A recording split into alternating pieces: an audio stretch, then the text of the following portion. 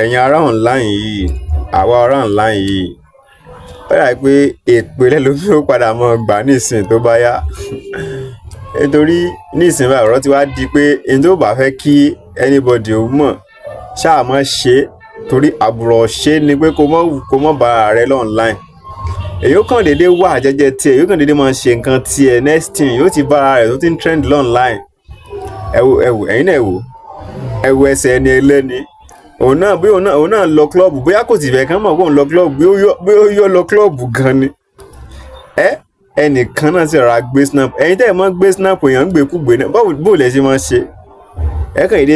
Ẹ mọ́ tan kámẹ́rà lẹ̀ káàkiri ni àbí ẹ ti mọ́ expect pé àwọn èèyàn ṣàkó sọ́wọ́ yín. Èèyàn sì ọ̀rá ń jó ọ̀dà kí ló ṣẹ̀ṣẹ̀ rẹ̀ nísìn.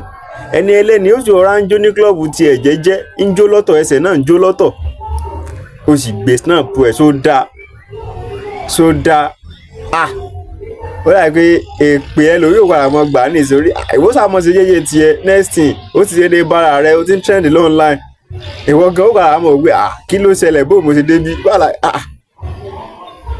Ọ̀rọ̀ online ti wá di ní má ṣe lògùn mọ́ mọ̀ bá a ṣe ń yọ só là ń yọ gbọ́ tí Yorùbá máa ń sọ ọ̀rọ̀ social media ní nìsín. Nítorí wáyà ti fẹ́ kó dé online ìwọ́sà mọ́ ṣe torí tó bí ilé ṣe is gone ó ti lọ ọkàn bá ààrẹ tó mọ trend ni.